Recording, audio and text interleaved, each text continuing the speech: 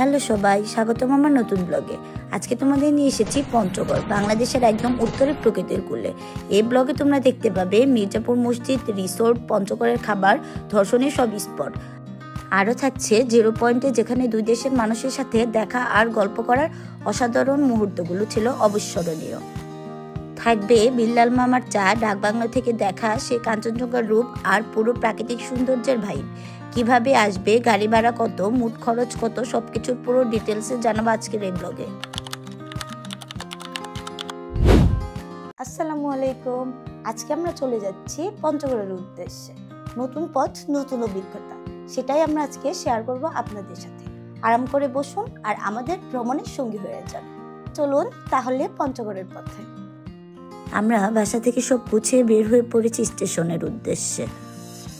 Travel মানেই একটা excitement. রাস্তাটা বেশ শান্ত, হালকা বাতাস, মানে ট্রাভেলের মুড একদম সেট হয়ে গেছে। দেখতে দেখতে চলে এসেছি আমরা আমাদের স্টেশনে।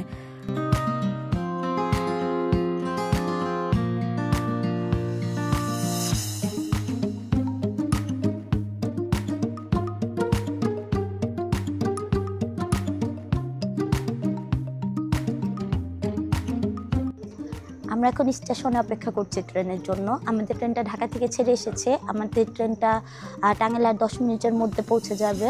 আমরা 10টা 20 স্টেশনে এসে বসে আছি। আমাদের ট্রেন 10 মিনিট পরে আসলে, এখন বাজে 10:30, তার মানে 10টা 40-এর মধ্যে টাঙ্গাইলের ট্রেনটা থাকবে। জাস্ট টাইমে আমাদের ট্রেনটা চলে এসেছে। চলেন আমরা ট্রেনে উঠতে ট্রেনের সময়সূচি এবং ভাড়া তালিকাটা দেখে নিই। ঢাকা থেকে পঞ্চগড় 3টা টাইমে ট্রেন ছাড়ে। একতা এক্সপ্রেস ছাড়ে সকাল 10টায়, পঞ্চগড় পৌঁছায় রাত 9টায়। দ্রুতযান এক্সপ্রেস ছাড়ে রাত 8টা 45-এ, পৌঁছায় পরদিন সকাল 7টা 10 মিনিটে। পঞ্চগড় এক্সপ্রেস রাত 11:30টায় ছাড়ে, পৌঁছায় পরদিন সকাল 9টা 50 মিনিটে। ট্রেনের ভাড়া স্নিগ্ধা 1334 টাকা, শোভন চেয়ার 695 টাকা, এসি সিট 1599 টাকা। আমরা ইব্রাহিমাবাদ থেকে একটা খিচুড়ি নিয়েছিলাম, চিকেন খিচুড়ি, যার দাম ছিল 50 টাকা, আর ডিম খিচুড়িও ছিল, যার দাম ছিল 40 টাকা। খিচুড়ির টেস্টটা মোটামুটি ছিল। আর বাসা থেকে নুডলস রান্না করে নিয়ে গিয়েছিলাম। খেয়ে একটা ঘুম দিয়েছিলাম। ঘুম থেকে উঠে দেখি সকালে চারপাশটা কুয়াশায় মোড়ানো, অদ্ভুত এক শান্ত ভাইব। প্রকৃতির সেই নরম সৌন্দর্য দেখে মনটা নিজে থেকেই শান্ত হয়ে যায়। কবি জীবনানন্দ দাশ এই জন্যই হয়তো বলেছিল, আবার আসিব ফিরে ধানসিঁড়ির তীরে। এই বাংলায় হয়তো মানুষ নয়, হয়তো বা শঙ্খচিল শালিকের বেশে। Good morning. আমরা কিন্তু 9 ঘন্টা জার্নির পরে চলে আসছি পঞ্চগড় স্টেশনে। এখন আমরা স্টেশন থেকে বের হয়ে রওনা হব আমাদের আরেকটা গন্তব্যস্থল।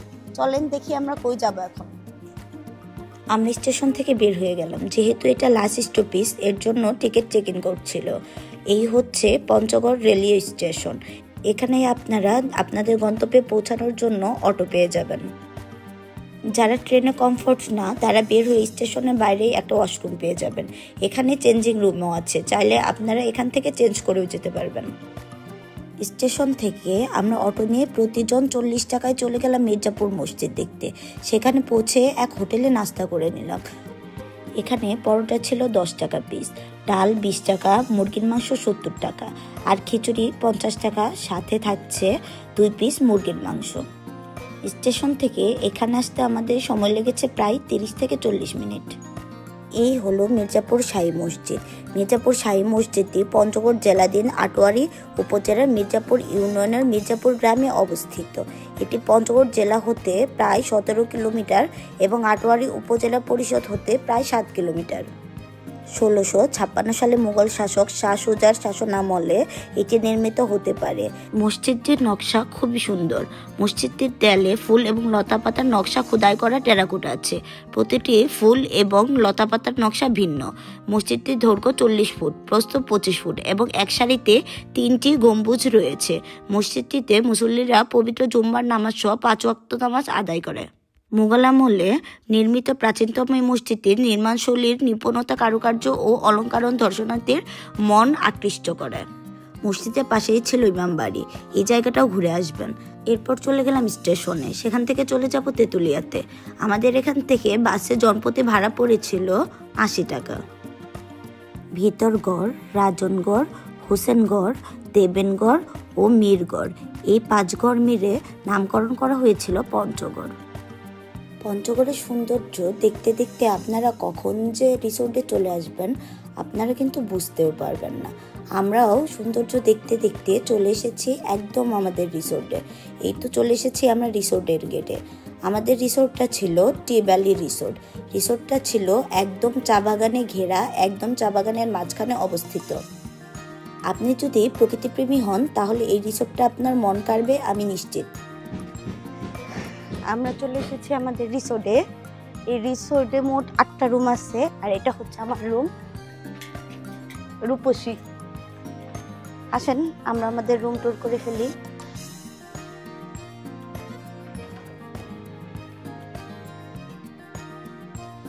এই হচ্ছে আমাদের রুম। রুমটা মোটামুটি বড় আছে, বাট হচ্ছে কারেন্ট নাই, যে কারণে বাকি লাইটগুলো নাই। এটা হচ্ছে টিভি, এখানে হচ্ছে সুন্দর একটা মিরর, এই একটা বেড, এর পাশে হচ্ছে 2টা হচ্ছে সোফা, এই পাশে হচ্ছে একটা আলমিরা, একটা কমফোর্টার দিয়ে আছে, এই পাশে একটা জায়নামাজও দিয়ে আছে।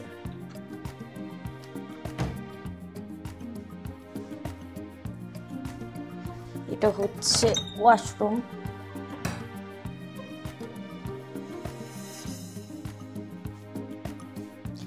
এখানে একটা হাই কমোড, লো কমোড, এই পাশে একটা বেসিং আছে, মিরর,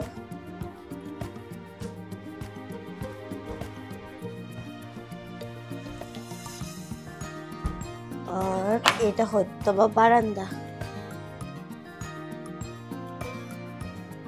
বারান্দা থেকে সুন্দর একটা চা বাগানের ভিউ দেখা যাচ্ছে। আমাদের এই রুম থেকে হয়তো বা কাঞ্চনজঙ্ঘা দেখা যাবে।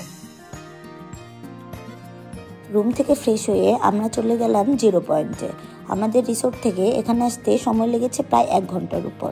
আমরা পৌঁছে একটু সময়ের জন্য প্যারেড মিস করে গিয়েছি।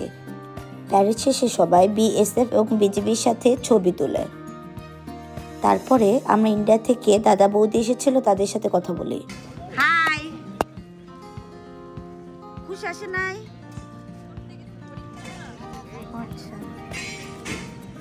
আমরা মাত্র 2 থেকে 3 মিনিট সময় পেয়েছিলাম। আমাদের 2 থেকে 3 মিনিট সময় দিয়েছিল তাদের সাথে কথা বলার জন্য। জিরো পয়েন্ট থেকে শিলিগুড়ির দূরত্ব কিন্তু 16 কিলোমিটার, দার্জিলিং 77, গ্যাংটক 133, সিকিম 154 কিলো, ভুটান 286 এবং নেপাল 496 কিলো। শেষ করে আমরা চলে আসলাম তেঁতুলিয়া বাজারে বাংলা হোটেলে। শুনেছিলাম এখানে খাবার নাকি খুব জনপ্রিয়, বিভিন্ন ব্লগ ও ভিডিওতে দেখেছিলাম। এখানে ছিল মাছ, গরুর মাংস, মুরগির মাংস, ছোট মাছ, রুই মাছ, ডাল এবং বিভিন্ন ধরনের ভর্তা। খাবারটা ভালোই ছিল। তারপর আমরা খাওয়া শেষ করে চলে গেলাম পাশেই একটা চায়ের দোকান ছিল, সেখানে চা খেতে। চাটা আমার কাছে মোটামুটি ভালোই লেগেছে, আর দোকানে ছিল কিন্তু প্রচুর ভিড়, যে ভিড় থেকে গিয়েছিলাম আমরাও চা খেতে। আজকে সারাদিনে ঘোরাঘুরি শেষ করে চলে আসলাম রিসোর্টে। আমাদের রিসোর্টের রাতের ভিউটা দেখেন, অসম্ভব সুন্দর। পাখির চোখে আমাদের রিসোর্টটা চলেন ঘুরে দেখাই।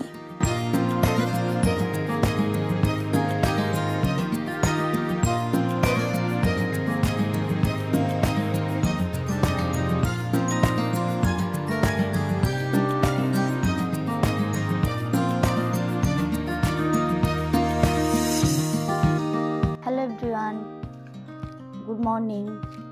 এটা হচ্ছে আমাদের সকালবেলার কমপ্লিমেন্টারি ব্রেকফাস্ট। এটা হচ্ছে রুমের সাথে ছিল। এটা হচ্ছে ডিম, এটা হচ্ছে ডাল আর খিচুড়ি। যেহেতু আমাদের হচ্ছে আমরা যে রিসোর্টে উঠছি টি ভ্যালি, এই টি ভ্যালি রিসোর্টটা হচ্ছে আপনার নতুন হয়েছে, যে কারণে ওদের মেবি হচ্ছে কোনো কিচেন নাই, এটা হয়তো বড় বাসা থেকে বা বাইরে থেকে কিনে এনেছে। পরদিন সকালবেলা চলে গেলাম বাকি স্পটগুলো ঘুরতে। এই পাশে বাংলাদেশ আর আমি এখন চলে গেলাম ইন্ডিয়া। এটি হচ্ছে বাংলাদেশ ও ইন্ডিয়ার সম্মিলিত চা বাগান। এটি শিলিগুড়ি ও দার্জিলিংয়ের খুব কাছাকাছি, আর এখানে আসলে দার্জিলিংয়ের একটা গাম্ভীর্য দেখা যায়। এই জন্যে অনেকে এটাকে কিন্তু মিনি দার্জিলিংও বলে থাকে। এই সৌন্দর্য আপনি চোখে না দেখলে বুঝতে পারবেন না। আমি যে চা বাগানটায় দাঁড়িয়ে আছি এটা কিন্তু ইন্ডিয়াতে পড়েছে। তারপর আমরা চলে আসলাম বিল্লা মামার চায়ের দোকানে। 95% পর্যটক নাকি মামার দোকানের এই স্পেশাল চাটা খেতে আসে। এই সেই কাঁচা পাতার চা, আপনি একটা খেয়ে দেখান।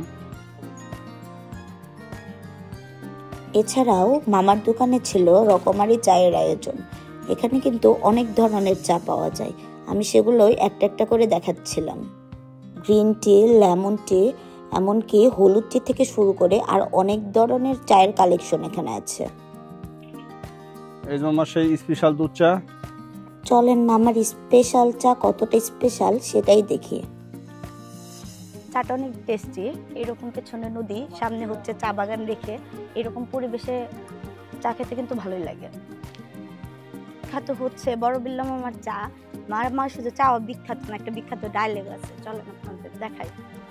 Our tea is hotter than your ex, better than your next.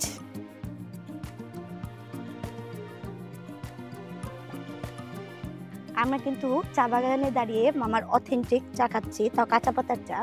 এই ফিলিংসটাই কিন্তু অন্যরকম, আপনারা কিন্তু এখানে এসে ট্রাই করতে পারেন। আমি এখন যেখানে আছি এটা একটি ঐতিহাসিক স্থান। এখানে একটা সময় বাংলাদেশ ও ইন্ডিয়ার সম্মিলিত হাট বা বাজার হতো। তেঁতুলিয়া একসময় নদীপথ, বাণিজ্য, বন্দরহাট হিসেবে স্বীকৃত ছিল। মহাজানি বোট নদীপথে আসা যাওয়ার মাধ্যমে বাণিজ্য হতো। একটা সময় সেটি বন্ধ হয়ে যায়। এখন বর্তমানে স্থানীয় প্রশাসন ও জেলা কর্তৃপক্ষ এটিকে একটি পার্ক হিসেবে নির্মিত করেছে। আমরা যে বৃষ্টি দেখতে পাচ্ছি এটা কিন্তু শিলিগুড়িতে অবস্থিত। পরের গন্তব্য ডাকবাংলো। শহরের ভিড় থেকে দূরে এসে কাঞ্চনজঙ্ঘার প্রকৃতির মাঝে কিছু মুহূর্ত কাটানো যেন মানসিক শান্তি দেবে আমাকে। চলে এসেছি ভিউ পয়েন্টে, সেই কাঙ্ক্ষিত কাঞ্চনজঙ্ঘা দেখতে। সবাই কিন্তু এটি দেখার ভাগ্য মেলে না, কেউ তো 3-4 দিন অপেক্ষা করেও দেখার সুযোগ পায় না। কাঞ্চনজঙ্ঘার সৌন্দর্য চোখে দেখার সেই আনন্দ, যে অভিজ্ঞতা সত্যি অতুলনীয়। যদি আপনি সত্যি অনুভব করতে চান তবে অবশ্যই আসতে হবে তেঁতুলিয়াতে। জীবনে এমন মুহূর্ত খুব কমই আসে। চোখের শান্তি এবং ভ্রমণের তৃষ্ণা একসাথে মেটানোর এক অসাধারণ অভিজ্ঞতা। চোখটা যেন শীতল হয়ে আছে, এখনো সেই আবছা কাটছে না চোখ থেকে। কিন্তু আমাদের তো ফিরতে হবে, সময় কম, বাকি স্পটগুলো ঘুরতে হবে। আরও কয়েকটা জায়গায় যাওয়ার প্ল্যান ছিল, তাই ডাকবাংলোর বাকি জায়গাগুলো ঘুরে ঘুরে একটু দেখে নিলাম। আপনারাও দেখে নিন।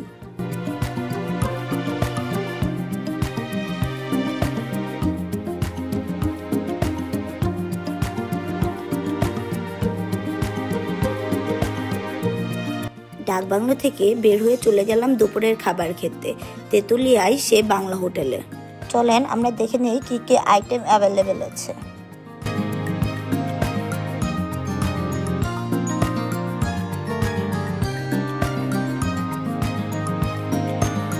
আমরা সবাই লাঞ্চ করতে এসেছি আপনার বাংলা হোটেলে। আমাদের আজকের দুপুরের মেনুতে আছে ভর্তা, এটা হচ্ছে আলু ভর্তা, এটা হচ্ছে মরিচ ভর্তা, আর একটা আমি জানি না কি ভর্তা। এটা হচ্ছে মুরগির মাংস, এটা হচ্ছে রুই মাছ, এটা হচ্ছে গরুর মাংস, কাচকি মাছ, আর হচ্ছে এখানে পাতলা ডাল।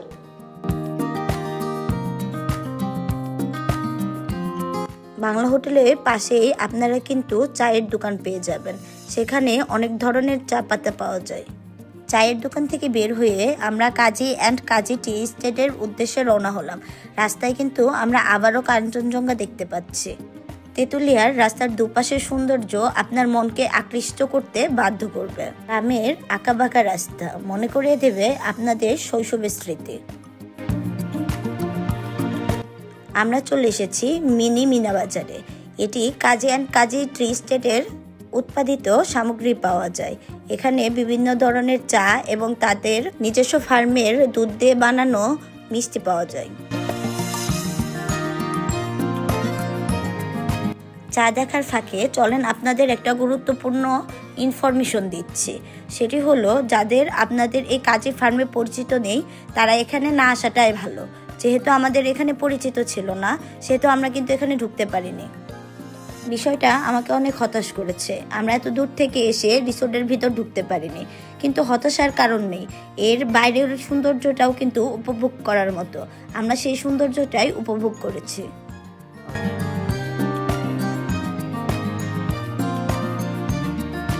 কাঞ্চনজঙ্ঘার ভিউ, চারদিকে ফসলের মাঠ, বিকেলে সে মিষ্টি গন্ধ, সব মিলিয়ে তেঁতুলিয়ার সৌন্দর্য মন কেড়ে নিবে যে কারো। আর সন্ধ্যার আগে পাখির বাসায় ফিরে যাওয়ার দৃশ্য, সে তো একদম অন্যরকম শান্তি দেয়। এই অপূর্ব দৃশ্য চোখে দেখার জন্য অবশ্যই একবার আপনারা তেঁতুলিয়া আসবেন। এখন ফিরবার পালা। যাওয়ার আগে আমরা স্টেশনের পাশে মামা বাগনা হোটেল থেকে রাতের খাবার খেয়ে নিলাম। প্রতিটা খাবারই ছিল এতটাই টেস্টি যে আলাদা করে বলার দরকারই পড়ে না। তাই এই জায়গায় রিকমেন্ড না করলে আমার ভিউয়ার্সদের প্রতি অন্যায় হয়ে যাবে। আপনারা যারা পঞ্চগড় আসবেন তারা একবার হলেও এখানে খেয়ে যাবেন। এবারের মতো আমাদের ট্যুরটি শেষ করলাম। আমাদের হিসাব অনুযায়ী খাওয়া, থাকা, যাতায়াত সব মিলিয়ে জনপ্রতি খরচ পড়েছে 3500 টাকা। এভাবেই নতুন নতুন জায়গার অভিজ্ঞতা নিয়ে আবার ফিরে আসবো লিসাস ট্রাভেল ব্লগে। আমাদের ব্লগটি ভালো লাগলে অবশ্যই আমাদের চ্যানেলটি সাবস্ক্রাইব করে রাখবেন এবং বেল আইকন বাজিয়ে রাখবেন, যাতে আমাদের ভিডিও সবার আগে আপনি দেখতে পান। সবাই ভালো থাকবেন। আজকে এই পর্যন্ত, টাটা।